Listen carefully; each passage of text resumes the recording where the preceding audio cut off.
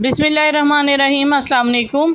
ढेरों दुआओं के साथ और माहनामा अबकरी जुलाई शुमारे के साथ हाजिर खिदमत है जी। ईद गुज़र चुकी है, बड़ी ईद, और माशाल्लाह से बहुत अच्छी गुज़री। अल्लाह ताला सबकी कुर्बानी भी कबूल करे, आमीन सुम्मा आमीन।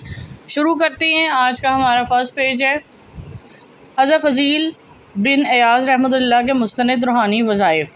दिमागी तौर पर कमज़ोर बच्चों के लिए, अगर बच्चा कोई कुनज़ेन हो, इसका दिमाग कमज़ोर हो, इसे सबक याद ना होता हो या कुरान पाक हिफ़्ज़ कर रहा हो तो इस दौरान पिछला सबक भूल जाता हो, तो इसके लिए मदरजा ज़ैल आयात बावज़ू का एक कागज़ पर लिखे। इस कागज़ को लपेट कर अपने किताब में सबक की जगह रखे, या कुरान मजीद हिफ़्ज़ कर रहा हो तो कुरान मजीद के इस मुकाम पर रख ले जहाँ इसका सबक है। इंशाअल्लाह ताला इसकी बरकत से सबक याद हो जाएगा और पढ़ा हुआ और हिफ़्ज़ किया हुआ याद रहेगा और हिफ़्ज़ और फ़हम बहुत कामिल हो जाएगा। वो आयत ये है, ये आप अपनी स्क्रीन पे देख सकते हैं और इसको आप लोग खुद टैली कर लें। आगे चलते हैं। बांझ औरत के लिए अमल। अगर कोई बांझ और मशहूर औरत बांझ मशहूर हो, अमल ना ठहरता हो, तो मुदरजा झैल आयत बावज़ू कोई सुनार चांदी की तख्ती पर कंधा कर दे और इस तख्ती को प्लास्टिक कोटिंग करा के तवीज़ की तरह वो औरत अपनी चोटी में बांध ले। इस दौरान अपने मर्ज़ से गुर्बत करती रहे, इंशाल्लाह जल्द हमला होगी। वो आयत ये है जी, आपकी स्क्रीन पे आ रही होगी ये आयत। यहाँ से आप लोग जूम करके इसको पढ़ सकते हैं। नेक्स्ट टॉपिक है हमारा तंगदस्त शख्स। जो शख्स गरीब हो और इसका हाथ खर्च के मामले में तंग रहता हो, इसे चाहिए कि बाद नमाज मगरिब या बाद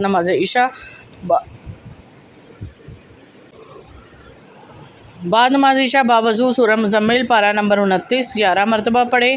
सूरह मुज़म्मिल पढ़ने से पहले 11 मरतबा दुरूद शरीफ पढ़े। सूरह मुज़म्मिल पढ़ते वक्त जब फत्ताखिज़ूहु वकीला पर पहुँचे तो 25 मरतबा ये कलमात पढ़े, हस्बुनल्लाहु व नेमुल वकील।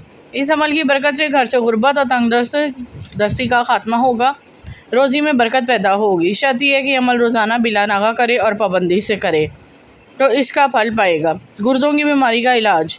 अगर कोई शख्स गुर्दों की बीमारी का शिकार हो और इसका पेशाब कतरे कतरे आता हो और पेशाब जलन महसूस होती हो, चुभन होती हो, कोई दवा कारगर ना होती हो, तो बारिश के पानी पर या अर्के गुलाब की बोतल पर सूरत अलम नशरा पारा नंबर 30 पर कोई भी नमाज का पाबंद शख्स, चाहे मर्द हो या औरत हो, बावज़ू 11 मरतबा पढ़कर दम कर दे।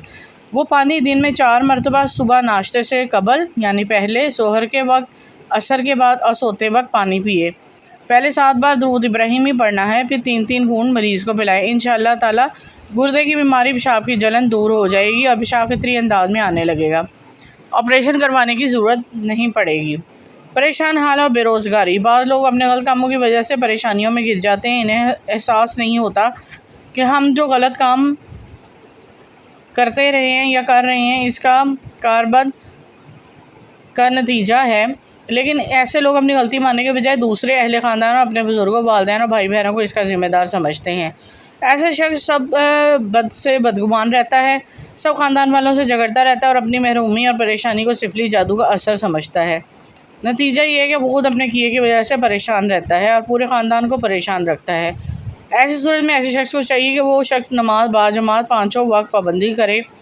हर नमाज के बाद 21 बार दुरूद शरीफ पढ़े। बाद नमाज इशा खुले सिहन में आसमान के नीचे यानी इसके सर पर किसी छत के साहिबान या दरख्त की टहनियों का साया ना हो, नंगे पाँव पाक ज़मीन पर, अगर ज़मीन पाक ना हो तो धो लें, ज़मीन को धो लें। नंगे सर 500 मरतबा या मुसब्बबुल असबाब पढ़े और यह अमल 41 दिन तक करना है। इंशाअल्लाह ताला एक चिल्ला पूरा नहीं होगा, किसी जगह रोज़गार लग जाएगा और जेब खाली नहीं रहेगी। नेक्स्ट टॉपिक है छाइयों से चेहरा बदनुमा हो गया तो 21 दिन में छुटकारा पाएँ। बाद मरतबा मैदे की गर्मी के सबब चेहरे पर झाइयाँ पैदा हो जाती हैं, जिसके सबब चेहरा बदनुमा बदसूरत हो जाता है। इसके लिए यह अमल मुफीद है। लीमू का अरक निकाल कर इस पर यह आयत पढ़नी है और दम कर दें। तगाबुन की है ये आयत। ये अर्क सूरज सोते वक्त चेहरे पर मल लें। सुबह उठकर नीम गर्म पानी से वज़ू कर लें। 21 दिन मुसलसल ये अमल करें, इंशाल्लाह चेहरे की छाइयाँ 2 ख़त्म हो जाएंगी। नेक्स्ट टॉपिक है छोटे बच्चे जब आवारागर्दी का शिकार हो जाएं। बाद बच्चे बाहर घूमने और बाहर जाने और खेलने के इस कदर आदी हो जाते हैं कि ना भूख प्यास का एहसास होता है, ना ही घर जाने का ख्याल। घर वाले इसका इंतज़ार कर कर के परेशान हो जाते हैं। ऐसी सूरत में रात को जब बच्चे सो जाए तो सलामुन कौलन में रब्बे रहीम 300 बार अव्वल आखिर 3 मरतबा दुरूद शरीफ के साथ पढ़कर या इस बच्चे पर दम कर दिया करें। 11 दिन लगातार ये अमल करें, इंशाअल्लाह ताला बच्चा घर में रहने लगेगा। नेक्स्ट टॉपिक है दौरान हमल में होने वाली कमज़ोरी, 1 गिलास से ख़त्म। औरत को हमल के दौरान कमज़ोरी हो जाती, काम काज को दिल नहीं चाहता। ऐसी सूरत में रात को सोते वक्त 1 गिलास ठंडा दूध, 1 चम्मच खाली शहद मिलाकर इस पर बावजू 21 मरतबा सूरत फातिहा पढ़कर दम करके औरत को पिला दिया जाए। अव्वल आखिर 3 बार दुरूद शरीफ पढ़ें, इंशाअल्लाह हामला अगले दिन सुबह ताज़ा दम उठेगी, कमज़ोरी नकाहा सुस्ती ख़त्म हो जाएगी, खून की कमी है तो दूर हो जाएगी। ये अमल मुसलसल 9 माह किया जाए। जी आगे नेक्स्ट चलते हैं अपने पेज की तरफ। जामन के 30 फ़वाइद आपको इसको खाने पर मजबूर कर देंगे। ये जामन का सीज़न ही चल रहा है, जामन का मौसम है। पढ़ते हैं इसके क्या क्या फ़ायदे हैं। मौसम गर्मा में आने वाला फल जामन सेहत के हवाले से इंतहाई मुफीद और अहम फल है। दीगर फलों के मुकाबले में बहुत ज़्यादा महंगा भी नहीं है। जामन के साथ साथ जामन की गुठलियाँ और पत्ते भी बहुत सारी बीमारियों के इलाज में इस्तेमाल होते हैं। अमूमन जामन खाकर गुठलियाँ फेंक दी जाती हैं। जामन की गुठलियाँ खाकर गुठलियाँ फेंक दी जाती हैं, हालांकि जामन की गुठलियाँ मजमूई अमराज में बेइंतहा फ़ायदा पहुँचाती हैं। आप इन गुठलियों को सुखा कर रख सकते हैं, ज़रूरत पड़ने पर इस्तेमाल करें। जामन कैंसर के दिल की बीमारियों, ज़ियाबतीस, दमा, मैदा और जिल्द के मुख्तलिफ मसाइल के हल के लिए नहायत मुफीद फल है। जामन में अहम ग़िज़ाई अज्जा calcium, iron, magnesium, phosphorus, sodium, vitamin, thiamine, riboflavin, niacin, carbohydrate, carotene, folic acid, fibre, fat, protein और पानी मौजूद होते हैं जो सेहत के लिए बेइंतहा मुफीद है। लेकिन जो भी खाएं एतदाल में रहते हुए खाएं। झैल में जामन के फ़वाइद बयान हैं जिनके आप आसानी से रोज़मर्रा मसाइल हल तलाश कर सकते हैं। नंबर 1 है जामन मैदा, आंतों की जलन, खराश और कमज़ोरी दूर करने वाली बेमिसल ग़िज़ा है। नंबर 2 जामन स्टार्च को एनर्जी में तब्दील करके ब्लड शुगर की सतह को नॉर्मल रखने में मदद करता है। शुगर के मरीज़ों के लिए रोज़ाना जामन खाना चाहिए। नंबर 3 भूख बढ़ाता है, सिफरा का जोर तोड़ता है, मैदे को ताकत देता है और खाने को हज़म करता है। नंबर 4 जामन में प्यास की शिद्दत और खून की गर्मी कम करने के लिए कुदरती तासीर मौजूद है।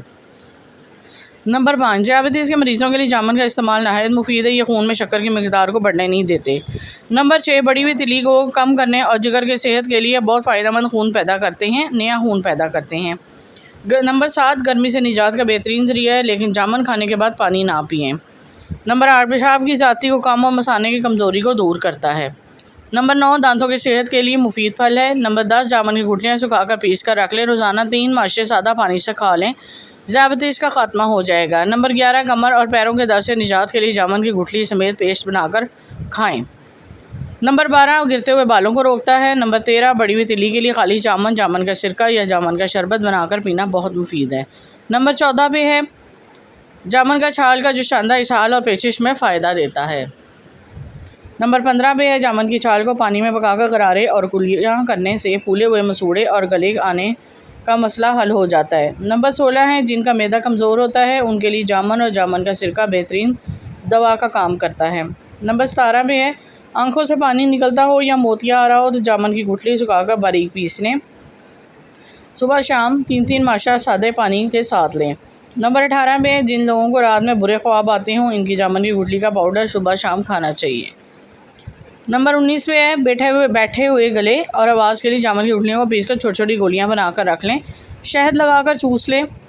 नंबर 20 कैसे भी दस्तों में जामन के दर्द, दस्तों का मेन मतलब होता है मोशन, लूज़ मोशन।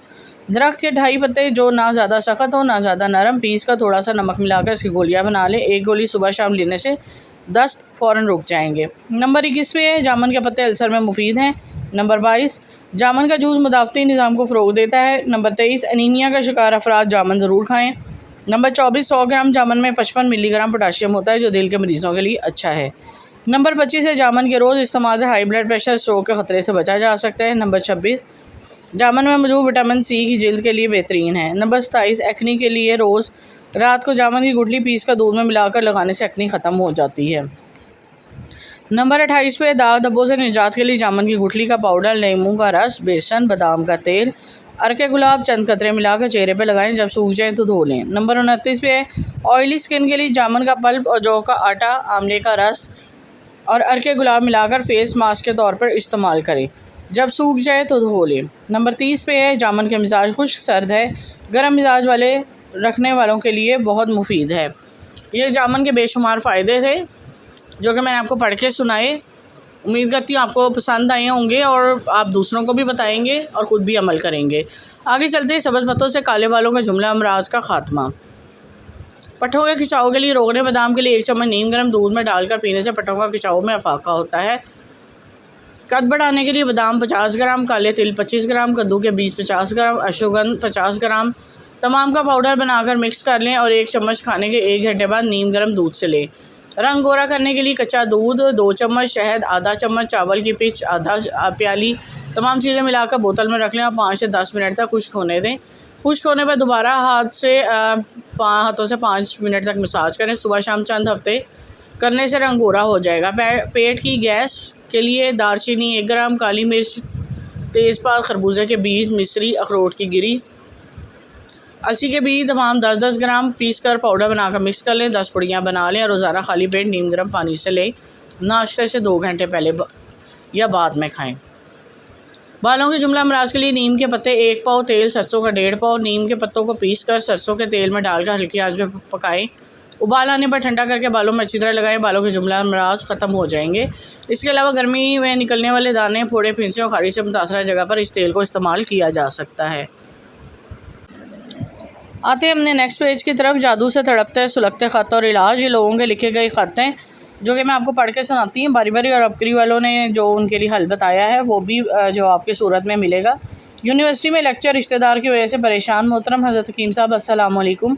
मैं बहुत परेशान हूँ, हालात से आपसे रब्ता कर रही हूँ। मैं एक निजी यूनिवर्सिटी में बतौर लेक्चरार काम करती हूँ। मेरा ख़ानदान पिछले बहुत सालों से मेरी और मेरी बहनों के रिश्तों के हवाले से मुस्तरिब हैं। बहुत से रिश्ते आए लेकिन नामुनासिब होने की वजह से बात ना बन सकी। हम 4 बहनें, घर में सबसे बड़ी हूँ और मुझसे छोटी बहन की शादी हुई है मगर वो 5 माह के अंदर ही ख़त्म होगी। घरेलू हालात रोज़ बरोज़ बिगड़ते जा रहे हैं। अबकरी वालों का जवाब है, आप सूरत मरियम और सूरत ताहा नमाज फ़जर के बाद पढ़े, इशा के बाद नमाज फ़जर के बाद अल्लाह ताला से इसमें ग्रामी या लतीफ़ू या वदूदू 313 बार और आखिरी 7 मरतबा दुरूशी पढ़े। आखिर में यानी कि अव्वल आखिर 7 मरतबा दुरूशी पढ़ना है। 30 दिन अमल करें, इंशाअल्लाह तमाम परेशानियाँ दूर हो जाएंगी। नागे के दिनों में सिर्फ 313 मरतबा या लतीफ़ू या वदूदू पढ़े, बाकी दिन में पूरे कर ले। इंशाअल्लाह आपकी तमाम परेशानियाँ दर्जे वाला वज़ाइफ से ख़त्म हो जाएंगी। नेक्स्ट लेटर है, कारोबार में भारी नुकसान। मोहतरम हकीम साहब अस्सलाम वालेकुम। मेरी उम्र 50 साल है। रोज़गार के जितने भी तजर्बे किए नाकाम रहे। मैंने कम अज़ कम 10 या 12 कारोबार किए, सब में नुकसान उठाया, बल्कि यहाँ तक कि मैं अपने कई दोस्तों से शराकत की। मेरी शराकत करने से पहले इनका कारोबार अच्छा चल रहा था। जब इनकी शराकत की जब मैं इनसे शराकत की तो इनका कारोबार बिल्कुल ख़त्म हो गया, अक्सर रकम भी डूब गई।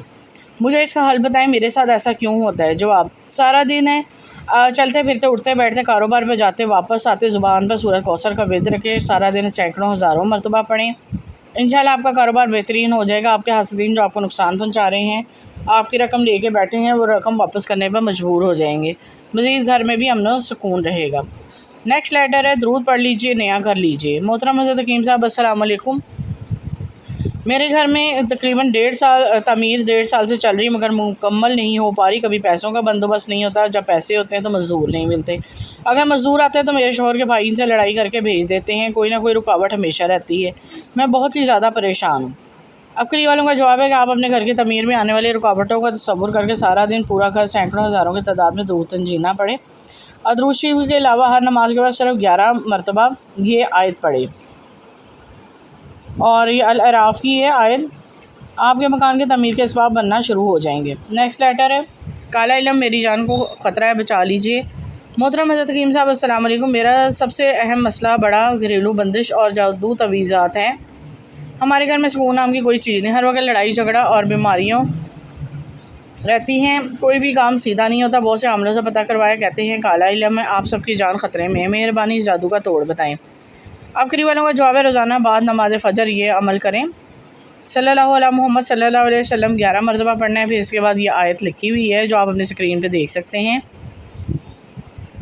ये 100 मरतबा पढ़नी है और आखिर में दर्जे वाला दरूद शरीफ 11 मरतबा पढ़ें। ये अमल तवज्जो ध्यान गिड़गड़ा कर 20 दिन तक करें, फिर कुदरत रब्बी का करिश्मा देखें। नेक्स्ट लेटर है, पेपर आते ही पढ़ा हुआ भूल जाता है। मोहतरम हज़रत हकीम साहब, मैं मेडिकल के तालिब इल्म हूँ, बहुत मेहनत करता हूँ लेकिन पेपर वाले दिन पेपर सामने आते हैं सब कुछ भूल जाता है, जिससे मेरे नंबर कम आते हैं। अब करीब वालों का जवाब है, जब भी पढ़ने बैठे या इम्तहानी सेंटर में पर्चा सामने आए तो अव्वल आखिर एक मरतबा दुरूद शरीफ के साथ 3 मरतबा सूरत अलम नशरा पढ़ लें। इंशाल्लाह सब पढ़ा हुआ याद आ जाएगा। रब्बे करीम की मदद से कलम खुद ब खुद चलना शुरू हो जाएगा। नेक्स्ट लेटर है, बेटी की शादी जल्द हो जाए। मोहतरम हज़रत हकीम साहब अस्सलाम वालेकुम। मेरी बेटी की उम्र 35 साल है। मंगनी को 1 साल से ज़्यादा का अरसा हो गया। जब भी शादी की तारीख तय होने लगती है कोई ना कोई रुकावट आ जाती है। मुझे कोई वजीफ़ा बताएं, जल्द अज जल्द बेटी की शादी हो जाए। जवाब है, अब करीब वालों का, जो बहन भाई अपनी बच्चों की शादी के लिए परेशान रहते हैं इनकी कुरानी दुआ पर अमल करें, इंशाल्लाह इनकी परेशानी दूर हो जाएगी। सूरत कसस की आयत नंबर 24 को दिन में अव्वल आखिर दुरूद शरीफ 113 मरतबा इस आयत को पढ़ें। आयत ये लिखी हुई है। इसके साथ सूरत बद्दुहा पारा 30 को भी 3 मरतबा पढ़ लें। यह अमल हर महीने में कम से कम 11 दिन कर लें और 3 माह में अमल ये जारी रखें। इंशाल्लाह ज़रूर अच्छा रिश्ता हो जाएगा। नेक्स्ट लेटर, रिश्ता ना होने की वजह से परेशानी। मोहतरम हकीम साहब अस्सलाम वालेकुम। मेरी उम्र 32 साल होगी लेकिन रिश्ता नहीं हो रहा। एक बार मंगनी हुई, इसी दिन ख़त्म होगी। बहुत परेशान हूँ। अब करीब वालों की तरफ से जवाब है, सूरह यूनुस की आयत नंबर 81 की 3 तस्बीहात रोज़ाना पढ़कर पानी पर दम करें। घर के दीवारों पर छिड़कें। खाने पीने में इस्तेमाल करें। अमल 90 दिन करना है। इंशाल्लाह अच्छा जगह रिश्ता हो जाएगा। नेक्स्ट टॉपिक और नेक्स्ट पेज की तरफ आते हैं। तिब्बी मसाइल का आजमूदा हल। एक बेटे के बाद औलाद नहीं हो रही। मोहतरम हज़रत हकीम साहब अस्सलाम वालेकुम। मेरा एक ही बेटा है जिसकी उम्र 5 साल है। आगे औलाद नहीं हो रही। मैंने एक लेडी डॉक्टर से इलाज भी करवाया, तकरीबन 1 साल चला लेकिन कुछ फ़ायदा ना हुआ। मशवरा अपकरी वालों की तरफ से, आप अपकरी दवाखाने का तैयार करदा पोशीदा कोर्स कुछ अर्से मुस्तकिल मिजाजी से इस्तेमाल करें। इसके अलावा अपने शोहर को अपकरी दवाखाने के तैयार करदा बे औलादी कोर्स कम से कम 3 कोर्स इस्तेमाल करवाएँ। इंशाल्लाह आपका मसला हल हो जाएगा। घुटनों और पट्ठों की तकलीफ में मुब्तला हूँ। मोहतरम हज़रत हकीम साहब अस्सलाम वालेकुम। मेरी उम्र 23 साल है। मैं BA की तलबा हूँ। मुझे घुटनों और पट्ठों की तकलीफ है। ज़्यादा देर नमाज में ज़मीन पर बैठने से घुटनों से ऊपर मसल में खिंचाव और दर्द होता है। डॉक्टरी इलाज बहुत करवाया लेकिन फ़र्क नहीं पड़ता। आपकी का मशवरा है, किसी के भी जोड़ों और पट्ठों में दर्द और खिंचाव वगैरह हो तो दर्जे झैल नुस्खा इस्तेमाल करें। इंशाल्लाह शफ़ा होगी। हुआ शाफ़ी, कलवंजी, कासनी, दाना, मेथी, इलायची छोटी, ये चारों अशिया हम वज़न ग्राइंड कर लें और रात को 1 चुटकी दवा 1 कप दूध के साथ लें। कुछ अर्सा मुस्तकिल मिजाज से इस्तेमाल करें, फिर इसका कमाल देखें। अगर फकी नहीं खाई जाती है तो कैप्सूल भर लें। इसके बाद अपकरी का दवाखाने का तैयार करदा करामाती तेल लिखी गई तरतीब से मालिश करें। नेक्स्ट है नाक और गले में खदूद। मोहतरम हज़रत हकीम साहब अस्सलाम वालेकुम। मेरी बेटी की उम्र 3 साल है। इसके नाक और गले में खदूदें हैं। सांस खींच कर लेती है। रात को मुंह खोलकर सांस लेती है। नाक अक्सर बंद रहता है। डॉक्टर टॉन्सिल और एलर्जी का बता रहे हैं। आप मेरी बेटी के लिए कोई अच्छी सी दवा बता दें। अपकरी का मशवरा है, आप गाय का खालिश दूध और खालिश घी लें। इसको एक ड्रॉपर में डालकर रात को सोते हुए काबिल बर्दाश्त हद तक इसको गर्म करें। बच्चे के नाक के दोनों नथनों में 1-1 कतरा डाल दें। यह अमल मुस्तकिल मिजाजी से करें। इसके अलावा अपकरी दवाखाने के तैयार करदा बेबी टॉनिक बच्ची को लिखी गई तरतीब से इस्तेमाल करवाएँ। टांगें कामती हैं। मोहतरम हज़रत हकीम साहब अस्सलाम वालेकुम। मेरे बेटे की उम्र 10 साल है। पैदाइशी ठीक था, सेहतमंद था। इसके बाद 3 साल की उम्र के बाद इसका जिस्म कांपना शुरू हो गया। चेहरा ठीक है, सुर्ख व सफ़ेद, मगर टांगें कामती हैं, हड्डियाँ ही हड्डियाँ। बहुत इलाज करवाया मगर कुछ हाथ ना आया। अब करीब वालों की तरफ से मशवरा है कि आप बच्चे को नाश्ते में तलबीना इस्तेमाल करवाएं। तलबीना जौ के आटे से तैयार किया जाता है। जौ के आटे के 2 बड़े चम्मच भरकर 1 कप ताज़ा पानी में घोलें और एक बर्तन में 2 कप पानी तेज़ गर्म करें। इस गर्म पानी में जौ के आटे को घोला हुआ कप डालकर सिर्फ 5 मिनट हल्की आंच पे पकाएं और हिलाते रहें। फिर उतार कर इसको ठंडा कर लें। हल्का गर्म हो तो इसे शहद हस्बे ज़ायका मिक्स कर लें और फिर इसको 2 कप नीम गर्म दूध, यानी पहले से उबाल कर इसका हल्का नीम गर्म कर लिया गया हो, उस वाले दूध में खूब मिक्स कर लें। तलबीना तैयार है। चम्मच से खाएं या घूंट पिएं। तैयार मुरक्कब इसी मिकदार में 2 आदमियों के लिए काफ़ी है। जब भी इस्तेमाल करें नीम गर्म इस्तेमाल करें। चाहें तो ठंडा भी इस्तेमाल कर सकते हैं। चाहे तो दिन में 1 दफ़ा ही बना कर रख लें। बार बार भी बना सकते हैं, हर बार ताज़ा भी बना सकते हैं, लेकिन इसकी मिकदार हर दफ़ा यही रहेगी। डबल करना चाहें तो इसे ज़्यादा करना चाहें तो कोई हर्ज नहीं, लेकिन जौ के आटे में पानी के दूध का पैमाना यही रहेगा। बच्चे को इसका नाश्ता करवाएं। मज़ीद अपकरी दवाखाने के तैयार करदा फिटनेस वाला टॉनिक सिरप चंद बोतलें बच्चे को लाजिम दें। नोट तलबीना अपकरी दवाखाना का तैयार करदा भी दस्तयाब है। अगर आप वो इस्तेमाल करना चाहें तो कर सकती हैं। नेक्स्ट टॉपिक है इंतहाई कमज़ोर नज़र। मोहतरम हज़रत हकीम साहब अस्सलाम वालेकुम। मेरे 4 बच्चे, 3 बेटियां और 1 बेटा। बड़ी दोनों बेटियों की दूर की नज़र कमज़ोर है, ऐनक लगी हुई है। बेटा जबकि 4 साल का हो तो इसकी नज़र कमज़ोर हो गई है, ऐनक लग गई है। जब वो 8 साल का हो तो नज़र दिन ब दिन कम होने लगी।